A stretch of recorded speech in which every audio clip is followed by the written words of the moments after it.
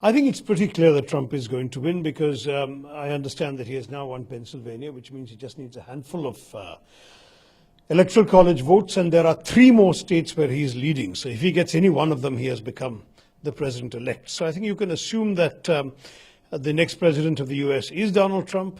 It's an amazing result. No one would have expected it a year ago, and I mean literally no one. And even after he became the Republican nominee, the expectation was that Hillary would win. I have stuck my neck out and said in a number of public forums that I was expecting her to win. So this is quite a surprise. It's a surprise because Trump is so untypical of even the party which nominated him. The Republican mainstream establishment doesn't look like Trump, doesn't behave like Trump, doesn't speak like Trump. But he has somehow struck a chord with the electorate. Partly, I'm afraid, it is negativism. He has given expression to fear, to hatred, to racism, to bigotry against foreigners and immigrants and refugees, to xenophobia. There is a lot of unpleasant stuff that has come out in the air because of Trump's campaign and the language of his supporters, which now cannot be put back in Pandora's box. It is out there and we have to live with it.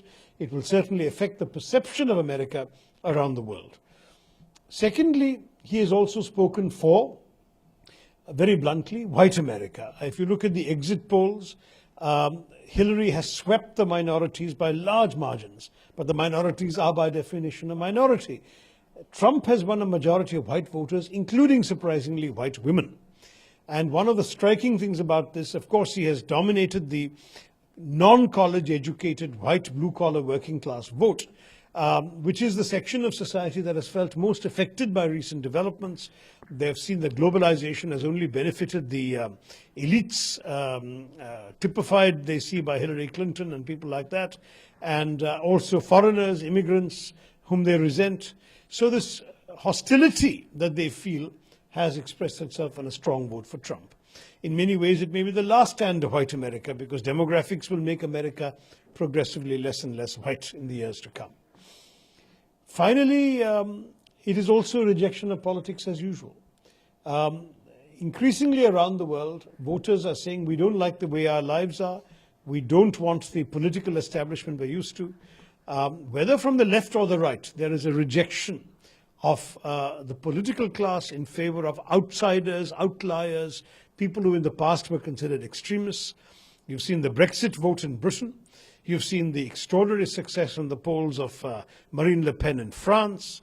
You have seen the rise of completely alternative parties in Greece, where the mainstream parties are no longer even contenders for power. You are seeing similar phenomena with the rise of Erdogan in Turkey a little earlier, the dominance of Putin recently. So I would argue that in many cases, the world is witnessing a sort of discontent which Mr. Trump's election now crystallizes. Obviously, Mexicans, Muslims, and others are feeling it particularly. The economy in the short term is going to take a blow. Stock markets are going down. The dollar is going down. People are investing in gold. Gold has gone up by 3 or 4% in the last couple of hours. There is a sense of uncertainty around the world. But how it will all end up will depend on how things stabilize, what kind of administration Mr. Trump brings in. Will he bring in those kinds of Republicans who work with George Bush, who know how to deal with the world? Or is he going to bring in a cast of characters who are hostile to the world, hostile to globalization, hostile to trade, tough on immigration, tough on foreigners, tough on foreign students? All of that may create a very, very different world altogether, because America is such an important country for all of us. Do you think is there any anti-Obama trend in the existing youths and this white Americans? No, to some degree, Obama also benefited from the exhaustion with traditional politicians. Obama was an outsider too, in a different way. He was an elected senator, but only in his first term. He was seen as a fresh face.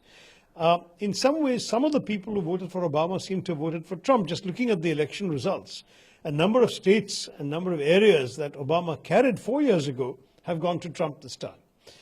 So I wouldn't necessarily call it a rejection of Obama, but to some degree it is a rejection of what Obama represented. A sort of black man in the White House, now going to be replaced by the first woman president? No way. These people have said, no, we want to go back to a white male dominance. There's also an interesting thought that a lot of the people above 44, white Americans above 44, overwhelmingly voted for Trump. These are people who want to recall the old days of white bread, white picket fence, white America. They want to see that America back again. They say the American dream has soured because everyone in America could dream of having a bigger house, a bigger car, a better life than their father or grandfather. Today that is no longer true. They want to try and restore that. Can Trump restore it? Can it ever be restored? These voters will find out in the next few years. Sir, almost all this exit poll reports were supporting Hillary, and now that things have changed. So what was the role of media in the campaign? Well, media both made Trump and criticized him. Media made Trump in that they gave him a huge amount of free publicity. Somebody calculated the value of the free time he got on television at over $2 billion, which he didn't have to spend because he would say outrageous things that would dominate the news and the other candidates got no visibility. So that was in some ways the argument of the Hillary and Democratic Party brigade is the media has made Trump. Equally, the media became a forum to attack Trump.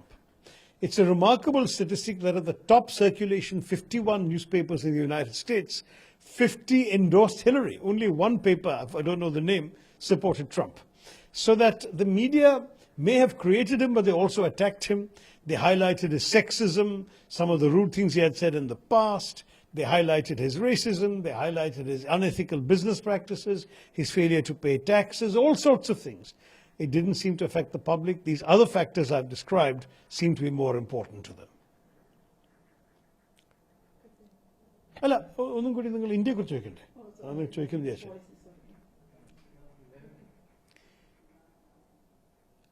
I've always said that I believe India will not be affected in a major way, whoever wins, because we've had good, progressive, positive relations with the US during 8 years of a Republican President Bush and 8 years of a Democratic President Obama. So 16 years of continual progress in the relationship should continue. I don't actually see any major reason for it not to continue. Having said that, it is also true that in the short term, some problems will arise. For example, if Trump wants to crack down on immigration, that means that he will in fact have to crack down on Indians who have H-1B visas and are working as software IT professionals in America. He may crack down on Indian students' ease of going to America. I don't know how much else will change, but in the short term, some of those things will be a problem until the policy is reviewed and adjusted.